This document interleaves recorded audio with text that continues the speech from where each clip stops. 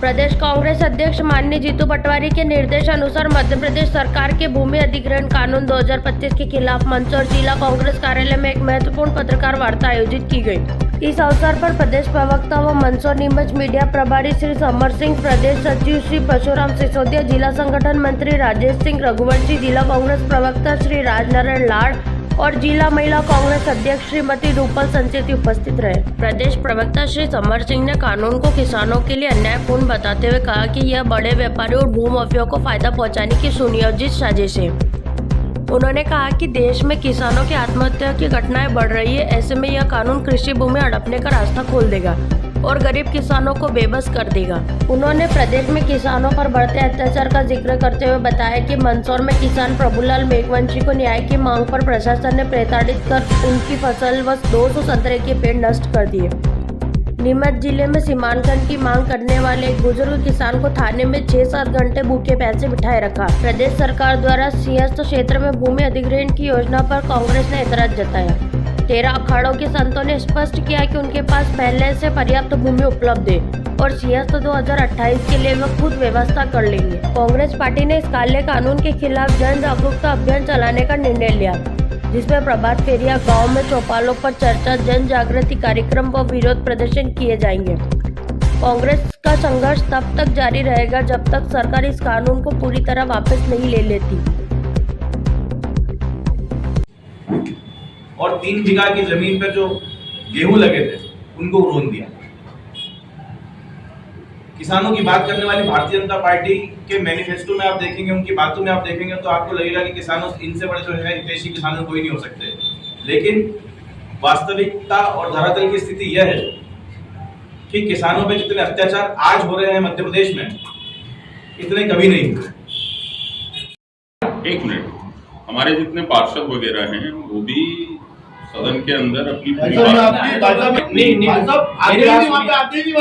एक मिनट समझ, मेरी बात सुनिए। आपने कहा सड़क तक हम लड़ाई लड़ेंगे, स्टेटमेंट सड़क की लड़ाई नहीं होती, मैं यहाँ तक समझ। सदन के अंदर की बात करने के लिए और लड़ाई लड़ने के लिए हमारी तरफ से अधिकृत लोग हैं, हमारे नेता प्रतिपक्ष हैं, पार्षद हैं, दूसरे सब। और राजेश जी आप ये देखिए, आप एक मिनट रुकिए।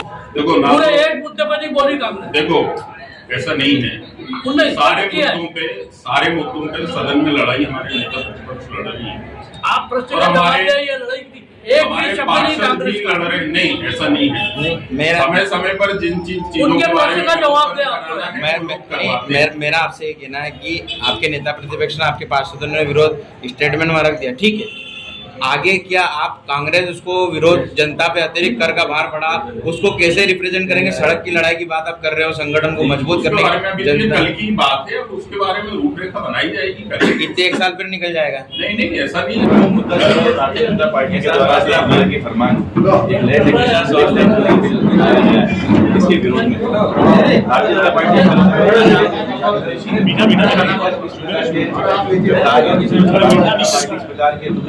काले कानून भारतीय जनता पार्टी किसानों के विरुद्ध लेकर आई है।